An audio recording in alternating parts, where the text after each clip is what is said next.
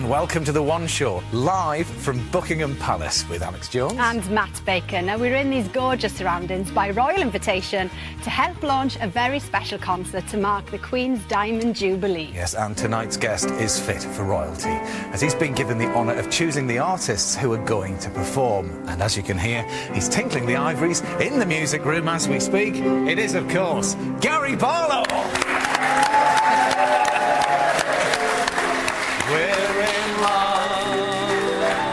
Beautiful. Well, Gary, thanks for joining us in these rather posher surroundings to usual. Do you know why I was playing that? Go on. It's actually one of the Queen's favourite songs. And more. I don't just randomly play that number. Yeah. But you know, it was wonderful, because just before we came on air, Gary was entertaining our little audience here. This has to be one of the grandest places that you've ever played. It's beautiful, but it's what I'm used to. Yes. Well, and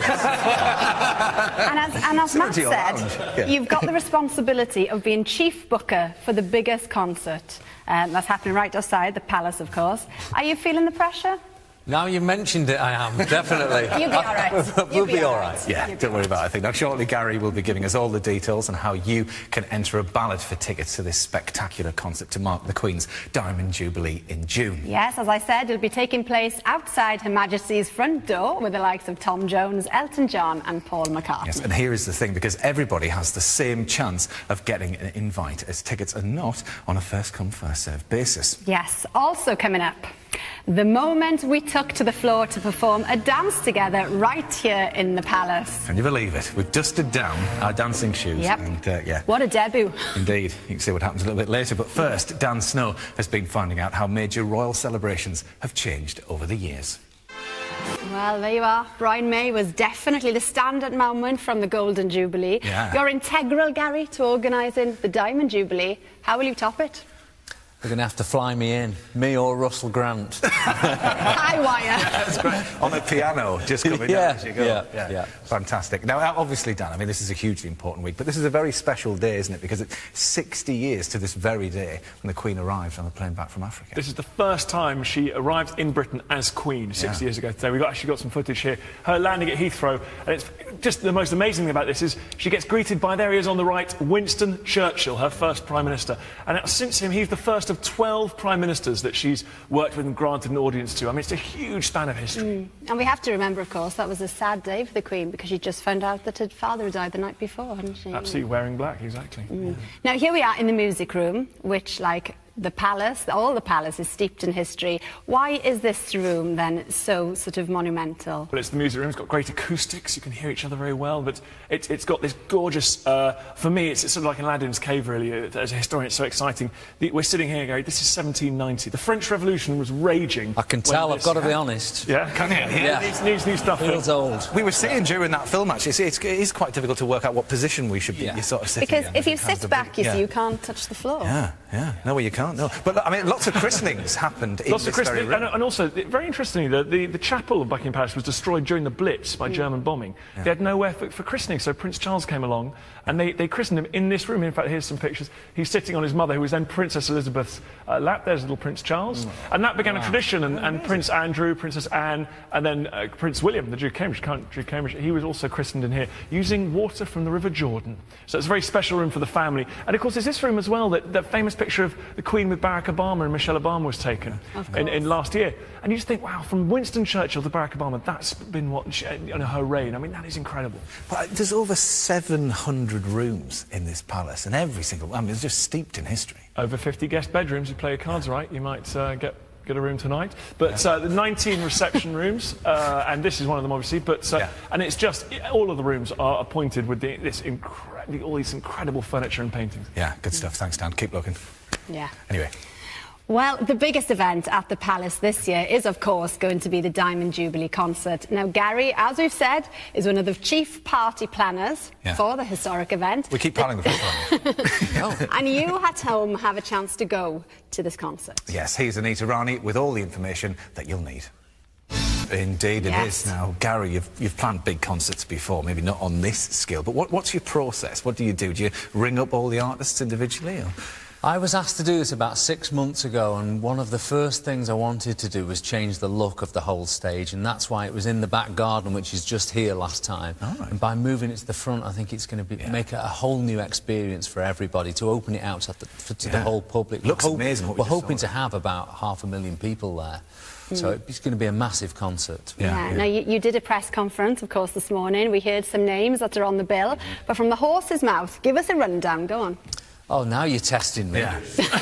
You know, one of the most exciting artists I'm excited about is Elton John. He's always been a big hero of mine, so to be able to book him for this was incredible. Yeah. So Paul McCartney, Tom Jones, JLS, Dame Shirley Bassey. I mean, we're in for a great event. Jessie J. Yeah. And do you actually contact them personally? Do you ring them up? Do you know what, in the past I've done these kind of shows before, and I've always found that the personal approach is always the best. To speak to them, to tell them what it's about, to tell them what you're trying to do, that's the best way of doing it. Yeah. But the question on everybody's lips, especially the girls at home, will Take That perform at the concert? Do you know what? Nothing's been decided. Gary, it's a yes or a no, Gary. But nothing's been decided yet. But over the next couple of months, we're releasing more acts. We're adding to the bill, so we'll have to wait and see. Okay, Watch this space. Yeah. So you mentioned 3 sirs are going to be performing as well. Obviously, they're going to be fighting for dressing rooms in this place, aren't they? And Dan was saying with the 53 guest rooms. I know it's going to be difficult because I'm getting the biggest. Good, but of course there's no rush at all. I know we keep saying this, but there is no rush, is there, to get those tickets? I would say, on the contrary, I think you might forget. So get it online right now, booking your tickets. OK, but 2nd of March is the key date. Yep. I think we've got up till midnight on the 2nd of March. Yeah. But, you know, that's not a lot of tickets to go around also. So if I was you, I'd get on the internet right now or write in. And get After the show, After the show. After the show. After the show. Keep watching until then. Yeah, there's a nice little dance coming up shortly. People want to see that.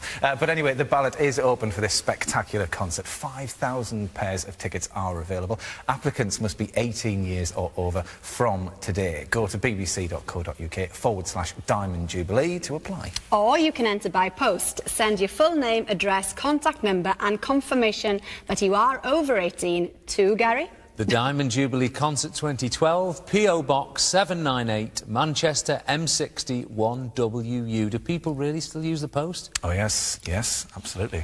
If it wasn't for the post rickshaw challenge, well, all them checks coming in. Okay. Oh, that's right. In that case, they do. Yeah, they do indeed. Anyway, successful applicants will be able to take a guest who must be aged 13 or over from today. Yes, only 1 application per person.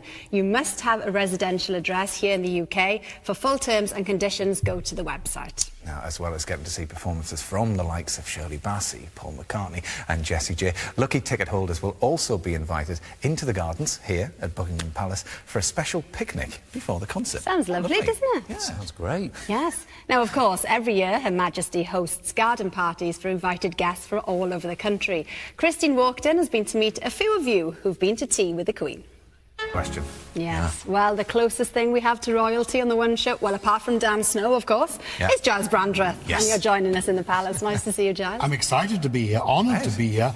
A bit alarmed to be back in this room, though. The last time I was in this room, about a year ago, at a charity event hosted by the Duke of Edinburgh, I was making my speech, and Prince Philip barracked me continually.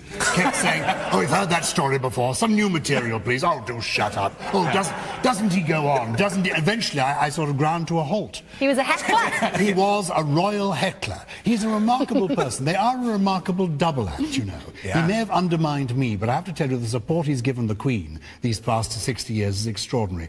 When I was writing a book about them about 10 years ago, I went to the Royal Variety Show with them. And during the interval, the Queen came out, and of course the Queen is immediately surrounded by people, and I stood in a corner of this crowded room, and across the crowded room, the Queen, who was quite small, standing in this circle of show business people, the Duke of Edinburgh, holding a glass in his hand, leaning against the wall, caught her eye, and he simply lifted his glass and smiled at her. And she smiled. That's a lovely story, isn't it? And the curious thing is, nobody is normal with the Queen, you know, except for the Duke of Edinburgh. And nobody can say to the Duke of Edinburgh, "Oh, Philip, do shut up," except for the Queen. And she does. Good for her. It's worth remembering, here we are, this palace where they now live. They didn't want to live here. 1952, when the Queen became Queen, they were living down the Mall in Clarence House, and they wanted to stay there. It was a family home. But Winston Churchill, Prime Minister at the time, said, "No, this is the headquarters of the royal family. You you move here? And the reason they wanted to stay as a family is for the first 5 years of their marriage, from 1947 to 1952, they were almost an ordinary naval couple, stationed in Malta, where, you know, Prince Philip was a naval officer. The Queen was almost like a normal naval wife. She went to the local beauty salon, she drove Prince Philip's MG around the island, once had a little encounter with a fellow on a donkey who would not move. You know, a short, narrow path, the Queen in her MG, the fellow on the donkey, and I'm afraid, you know, these Maltese, well, he was a cross Maltese. He did not, I mean, he stood his ground. And the Queen, well, he didn't know she was going to be the Queen. And so she's a... What is interesting about the Queen is she's driven by duty, sustained by faith. But she's actually, of course, a normal human being. And for anybody who saw the documentary last night, I mean, her energy is incredible. She never stops. All these engagements worldwide, you know. But when she does get spare time, how does she relax? 387 engagements last year. This is a woman in her mid-80s. On she goes. She watches the telly. Your rickshaw challenge is nothing compared to that. She watches the telly. She watches the telly, listens to the radio, does the odd crossword puzzles, been known to play a game of Scrabble. She enjoys music of a light and popular kind, particularly from her generation. For example, she does a very good impression of George Formby. I have to tell you, if you did, when I'm cleaning windows at your concert, I promise you the Queen could join in, because I know, as a matter of fact, that she can do an impression of George Formby. I don't know if she plays the ukulele, but she can sing when I'm cleaning windows. Well, we were thinking of opening with that, actually. There you are. Yeah. Has the Queen specified, then, the type of music she'd like to hear at the concert? We've had a few requests from the princes about the type of artist they'd like. The Queen has specified she would like to focus on the Commonwealth, artists from the Commonwealth, although we are having artists from global artists from all over the world. But you know, what we're trying to do on this concert is give every decade of her reign a chance to be heard musically. So we'll be doing music from 50s, 60s, right the way through to now. Okay, and what would you say that her standout moment would be? Well, 60 from years. All of those decades? What I think is extraordinary about the Queen is she's delivered the goods in the same way for 60 years. Yeah. Calmly. She never gets hurried, she never gets flustered. It's the same consistent Queen. Not a celebrity, she is just Queen. The same person with a crowd of 1 million as she is, as Prince Philip once said to me, with one person. You won't notice a difference with her. But if I chose a standout moment, I'll pick one.